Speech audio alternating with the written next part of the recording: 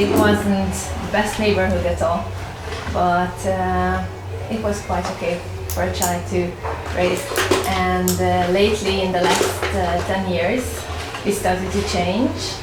The ruin bar culture started to come in, and after a few ruin bars opened, it started to boom.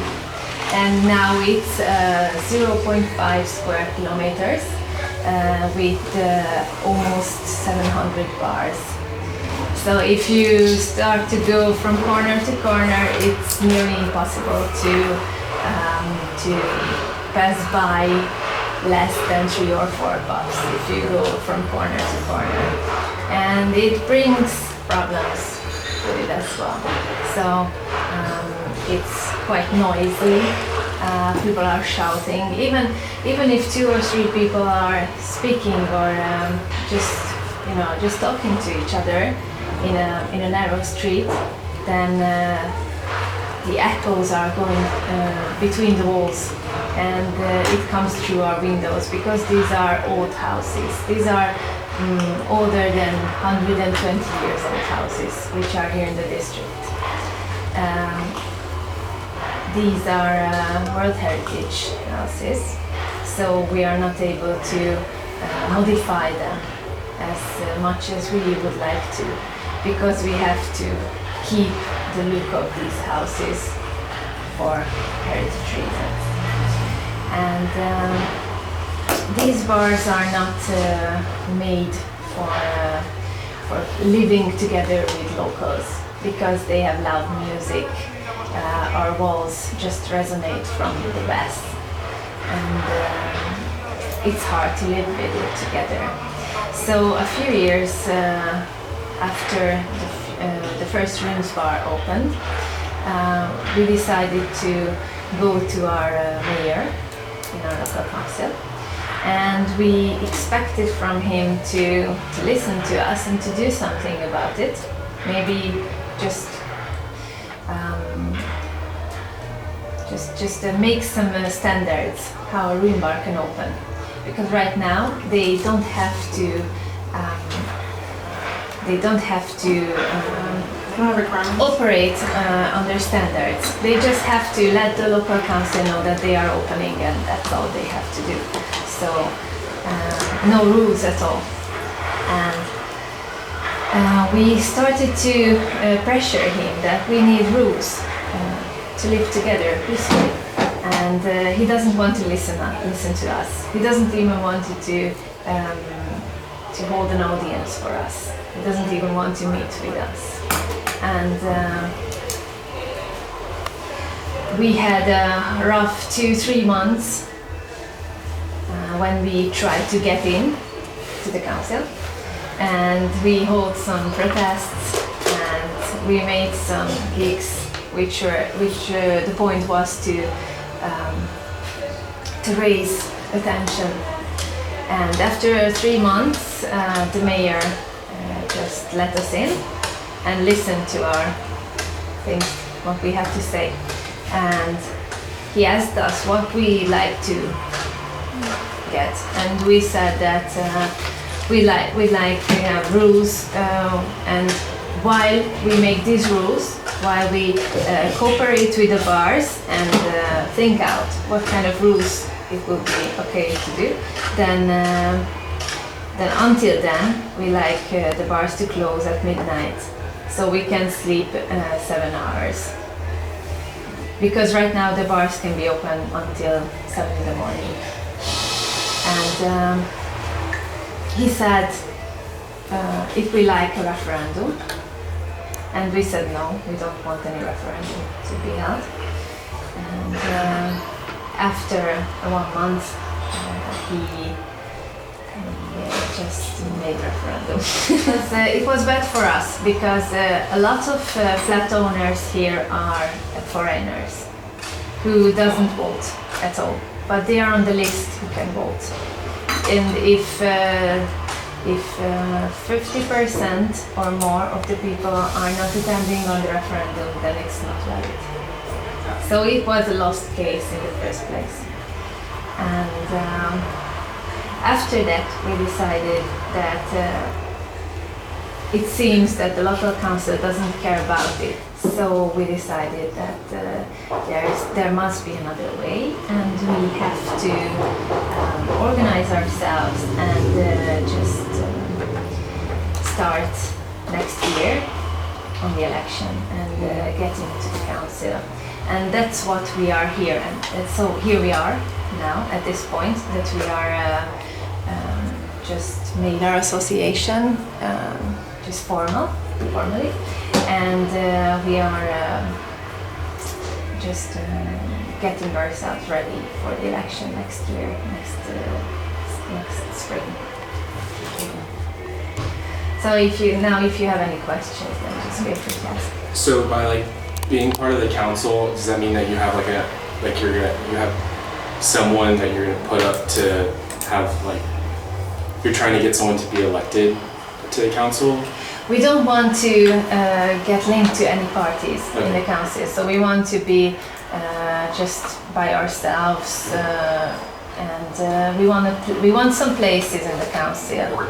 It's a big dream to be mayor, so I don't think it will be possible right now, maybe next time, but we have to try it, we have to do it, and then maybe we fail, maybe we don't, but there's nothing else more we can do, so we do this. And when we are in the council, then we are able to give in some modifications and suggestions how we can fix the situation, and then the council votes, and maybe we're downvoted, but we have to do what we have to do. Are you running your own candidate for the council, or are you just saying, oh, I support this candidate or this candidate? It's voluntarily. So in the first hand, we don't have many candidates. I myself is running, I think, and I have a few friends who are maybe can be. And different parts of the city, so No, they are all from here. Okay. They are from here, and I think it's important that people who live here should take part in the council because they know the problems which are here. Yeah, just in some of our cities back home, it's the city is divided up in different districts. And so if you're there's one person from this part of the city who runs for council, who's going to be on the council. Yeah, we have 12 election parts. And the ideal would be that in every 12 part we try to run someone. But here in Hungary it's a bit strange because people are lost their faith in politics. They just got used to it. That doesn't matter what they say, doesn't matter what they do, doesn't matter that they protest. Their voice is not heard. Nothing changes, and they get used to it. And it was really hard to get all these people together and make them believe that we can change something together. Do you think that maybe you guys could implement maybe a noise ban, so maybe after midnight maybe they can turn the music down a little bit? Yeah, we tried to negotiate with them, but after 1 year nothing changed. And the main problem is that it's abroad, it's advertised that in Hungary, stack parties, pub crawls, you can do anything what you want if you come here. So basically in the morning when you go out after a party, you possibly see your car in the middle of the street because 6 or 7 people just take it and put it down somewhere else. They are dancing on your car, kicking down your mirrors, and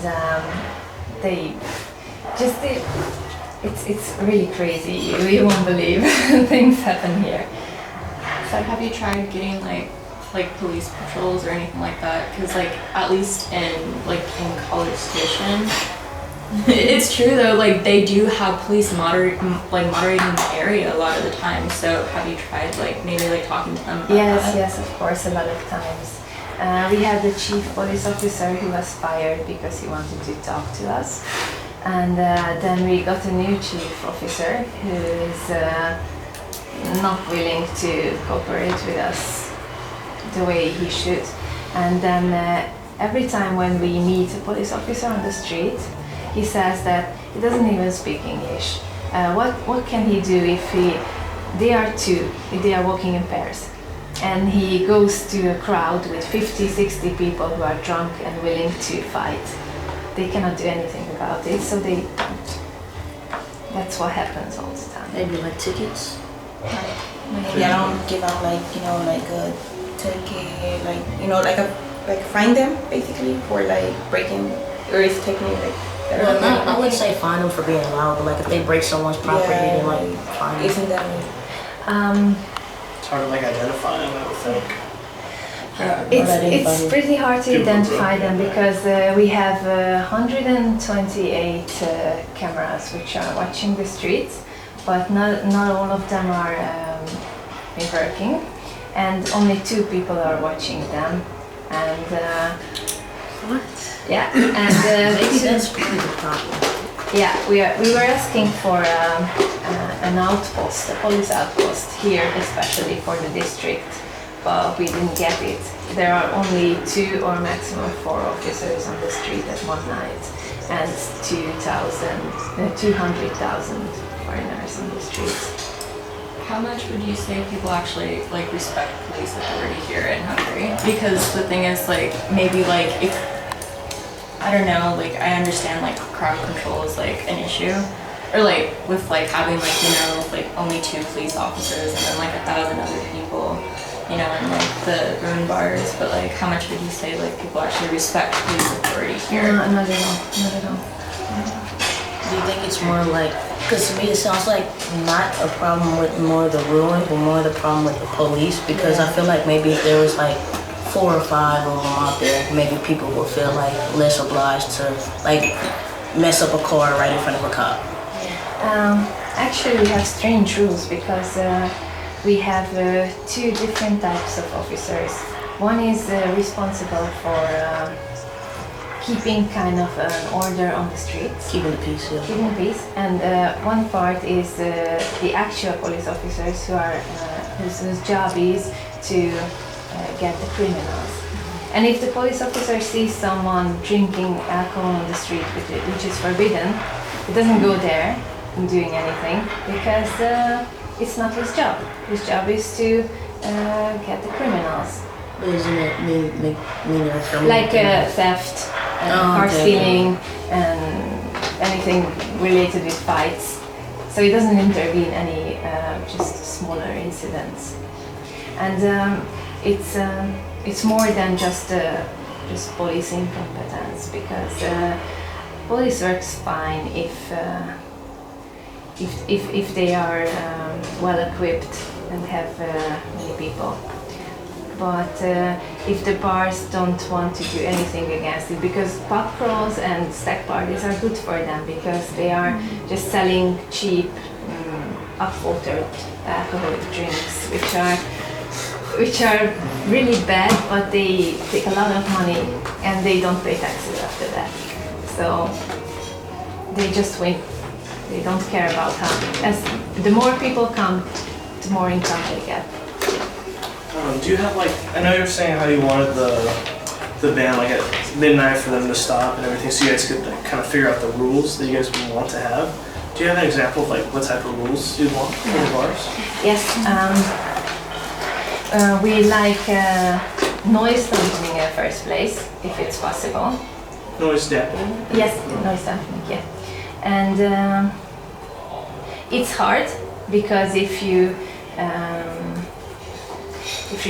try to do this with our houses, it's not possible everywhere. So if you put anything under the like ceiling, like soundproof. yes, soundproof, then it gets wet under it. Yeah. So these are old houses. Not all of them are able to do that. And we want the bars to close.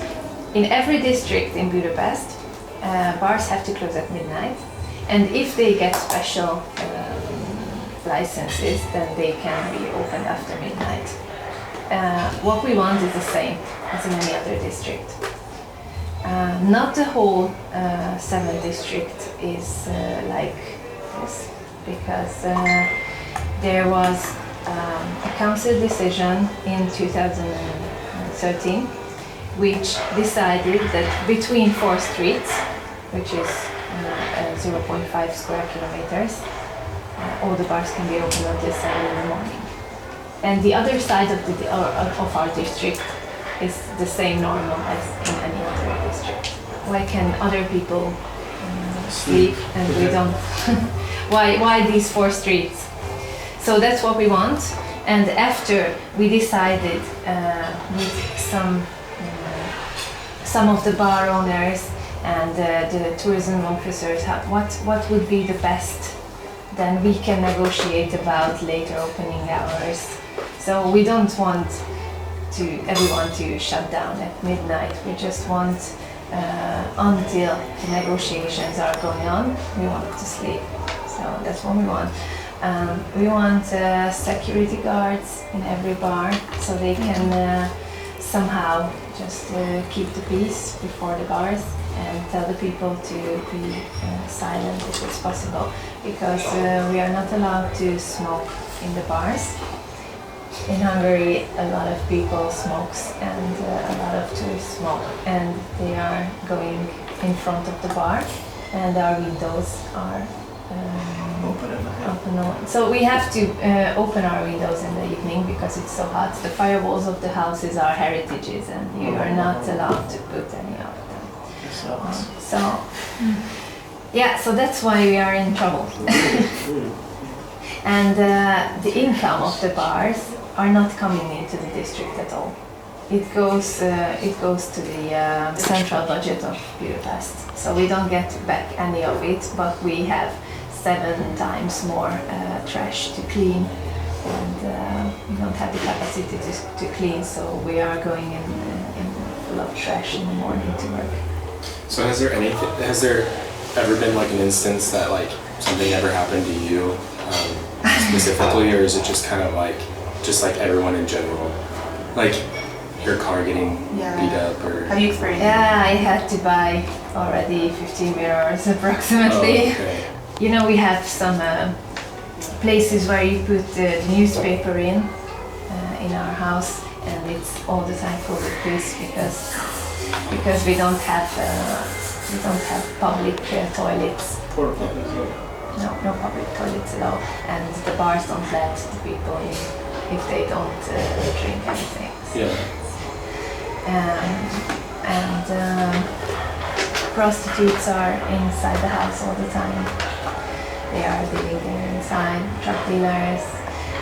When you want to go to a shop, small shops around in the district, you won't get some special type of spices, because if they look similar by color or by looks to some kind of drugs, then it's all being bought, yeah, and just kids selling on the streets as drugs, and police can't do anything about it because they are not actually drugs. However, the real drugs are sold in taxis and cabs. So if you sit into a cab, then they ask you if you want to try it, then you get, then you can try it, and then you go one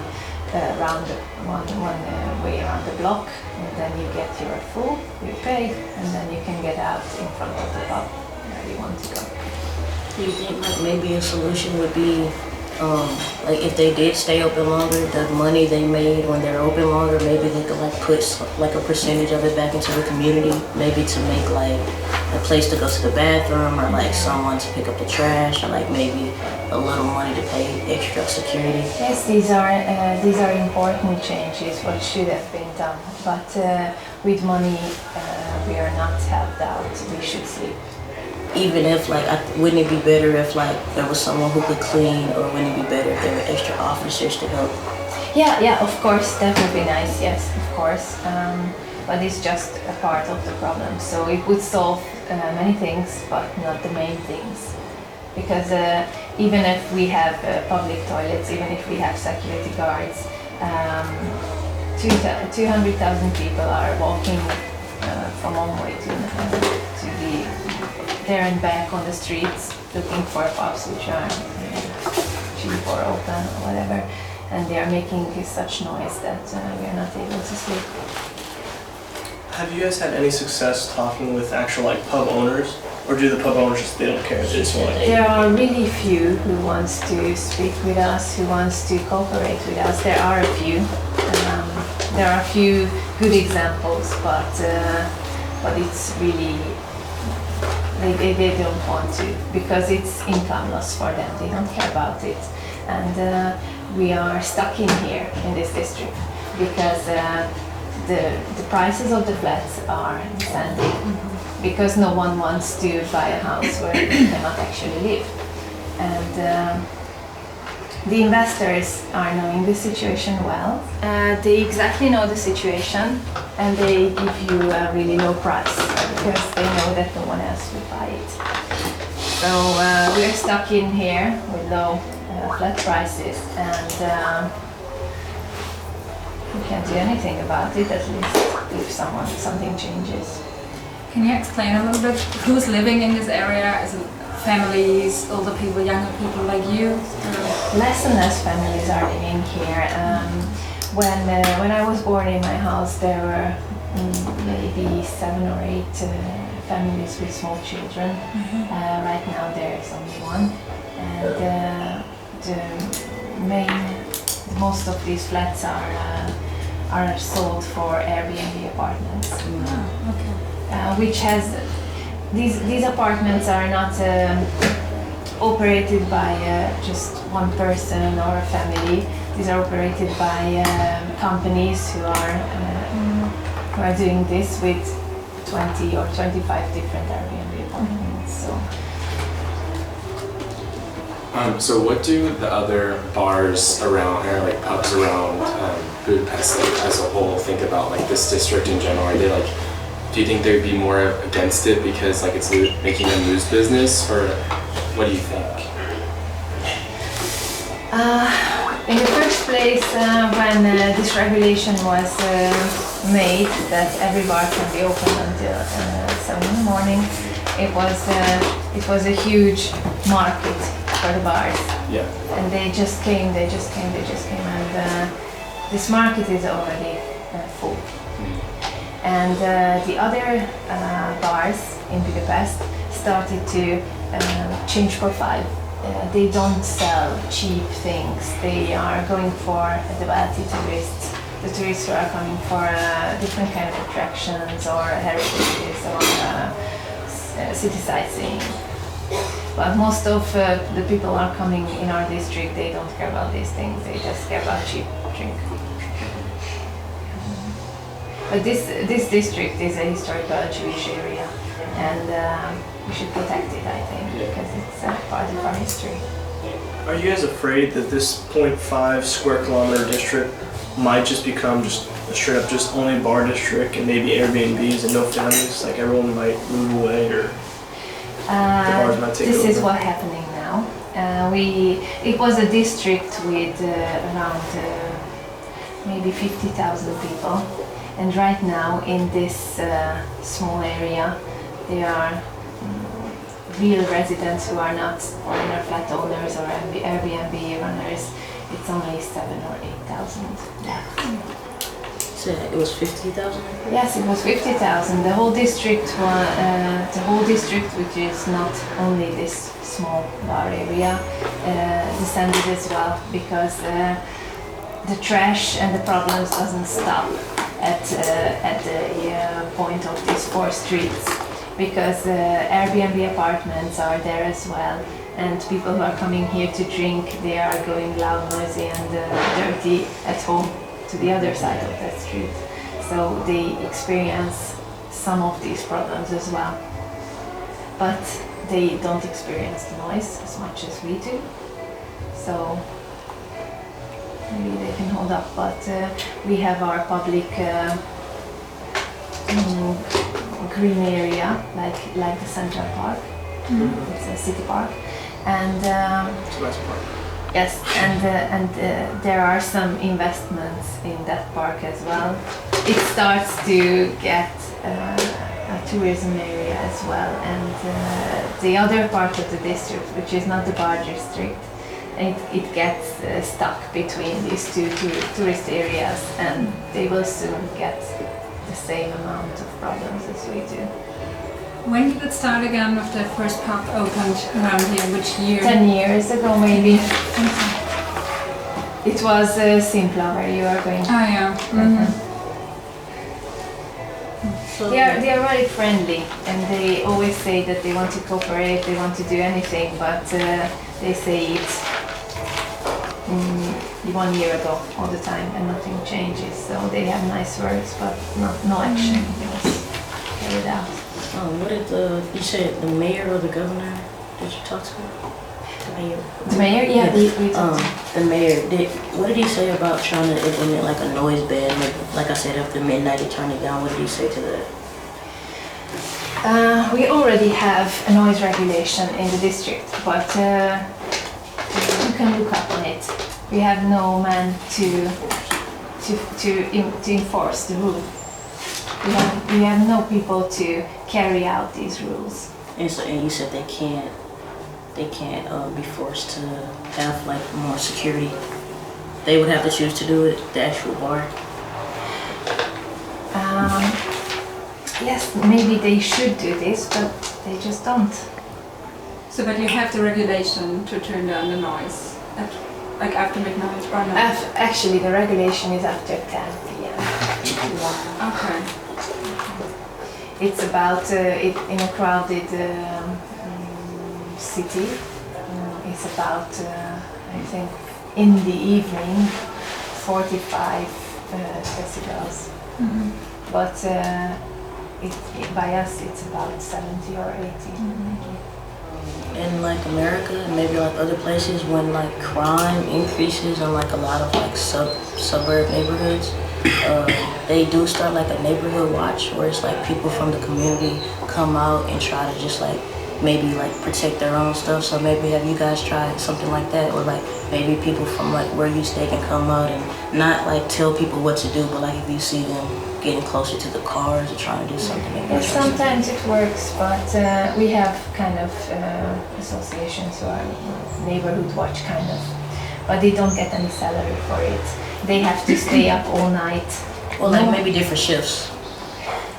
Yes, but most people who are living here are working in morning hours, so they are not able to stay up. And even if there are shifts, it's not our duty to keep the order. We should sleep at night, and then, you know, there are some, but they don't have any authority. They cannot carry any weapons. They don't have any. They don't have any voice. So even if they are 4 or 10 people, they cannot do anything against 50 drunk people. So you said that it was like difficult, just the political culture, to get people activated and ready to vote. So what have you guys been doing to kind of like combat that? Have you been knocking on doors, holding rallies? Yes, that's what we're doing. We're knocking on doors. We're trying to raise some activists on Facebook, and we just made our association. We are giving out leaflets and just protest and organize some gigs like collecting trash together to show that how much trash is in our district after a night. We try to make our parks a better place with just raising some trees, that kind of stuff. This past summer, I worked for city council. Like I was an intern for a city council member where I'm from, Austin, and I know that there's this one person who like worked with the council member that I was working with, and he put out like a petition. And in Austin, if you get 30,000 like signatures, then like it has to go up to like the council agenda. Is it similar here? Or No. Nothing like that? No, nothing like that. Even if you collect 100,000 signatures, nothing. They're not forced to do anything. Okay. They just can acknowledge it. Could you clarify something for me? So you said like the bars don't pay taxes? Like, Yes, they don't give receipts. oh, okay, okay. And tax evasion here in Hungary is pretty like it's easy. It's easy to like. It's easy. It's a popular thing. Yes, Okay. yes. So there are maybe 2 razzias in a year, but they are but they let you know before they go.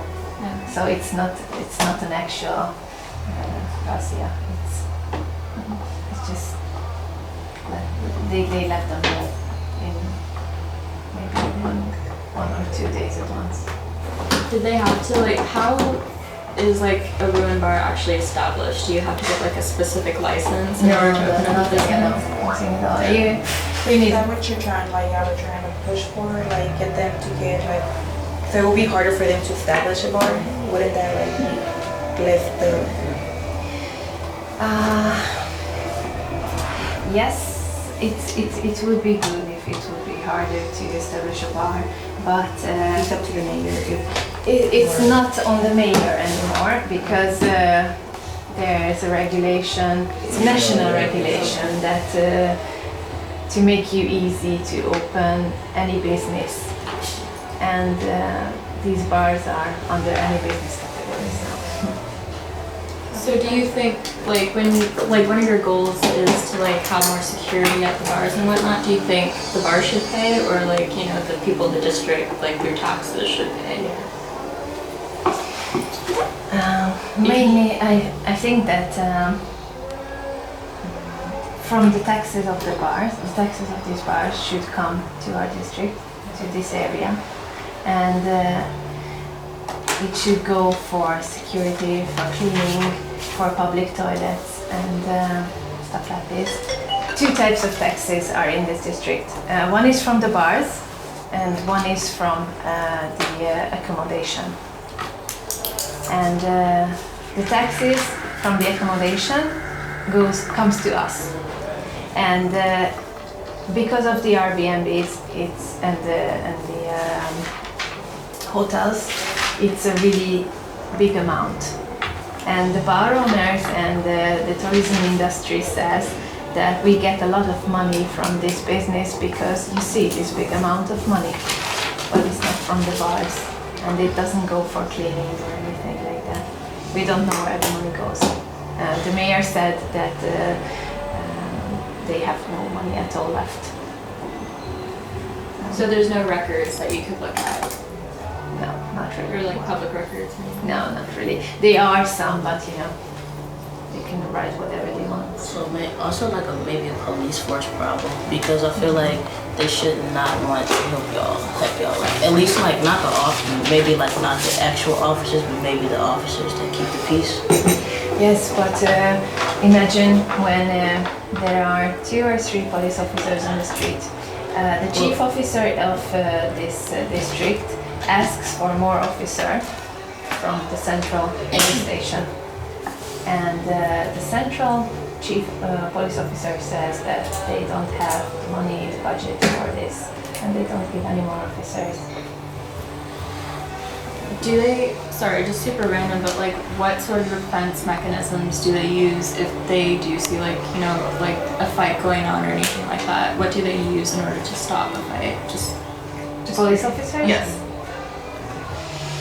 Like, do they carry guns? Do they have names? Do they have tasers? They carry guns, they have a staff with them, but I've never. I'm doing this 1 year ago, like this, and I've never seen a police officer stop a fight. so I don't know actually how they are stopping it. They're not. Yeah, I think so. Did they just not care? Like they don't want to get involved? They don't want to be safe. When they go there, they have to feel 30 pages of administration with people who don't even, who are not able to say their own names because they are so drunk. And while they are doing this with one person, the other 25 flees. So it's hard for them. You can't catch them all. And yeah, that's true, but there are some other problems as well. These police officers are not local police officers. They are sent here from other cities sometimes. And when you say them that in this street or that street there's something's going on, they don't even know where the street is. They are just standing on the corner and don't move anywhere from the corner because that's the corner they know. You pack the city council. You get everybody on the city council and make changes. Yeah, maybe. But you know, when the people are moving away as fast as they can, and less people are willing to fight, and we have hard time to get the activists who we need, because even if you have a lot of people who are complaining, not satisfied with the situation, it's hard to tell them that it's not enough to write comments on Facebook from the couch. You have to stand up and do stuff. That's harder. Have you guys, what are the different laws on like protests? Like, are you guys allowed to like go protest at City Hall or like? We did, yeah, we did. We had a council meeting last October, and when it was for the locals, and we went there 1 hour in advance and stand before the door, and they said that they won't let us in because it's not time yet, not opening time. And when opening time came, then they said that the council room is full. So they didn't want to let us in. And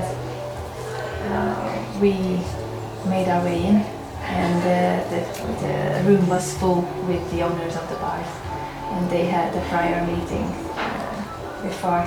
And after that, we were more than 100, which was far more than the room could take. And all the people who was there, I think they won't forget this. I had an eye surgery lately, last year, and my recovery was hard.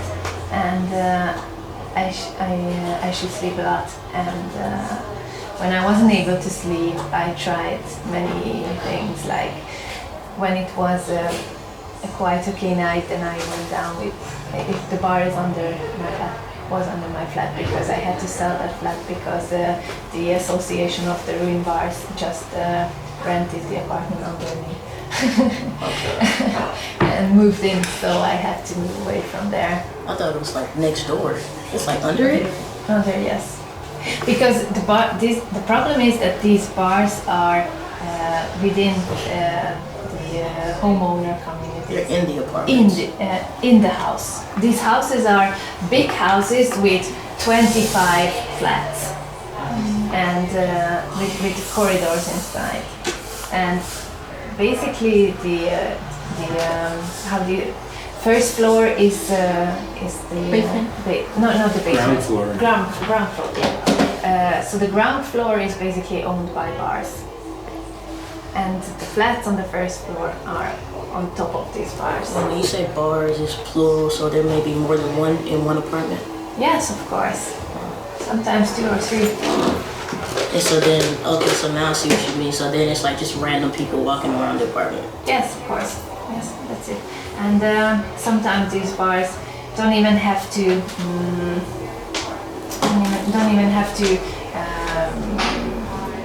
have license for fire safety and stuff like that. And there is a bar which lets in 2,000, 3,000 people. It's in Akálcfa Street, Instant Complex, which just lets in a lot of people without any safety regulations. What's the district called? Erzsébetváros. It's the district of Queen Elizabeth. mean, it's important because like you need to have like a place for like families and stuff. And it kind of sucks to just live in a place with just loud noise all the time, trash everywhere, drunk people roam the streets. Yes, I have all my childhood memories from these streets, and I just feel pain when I see all these memories lost. Hopefully it all works out and you guys are able to like fix this problem. I hope so. Thank you. Thank you so much. You're welcome. You're very welcome. Hope you will enjoy your stay here. Yes.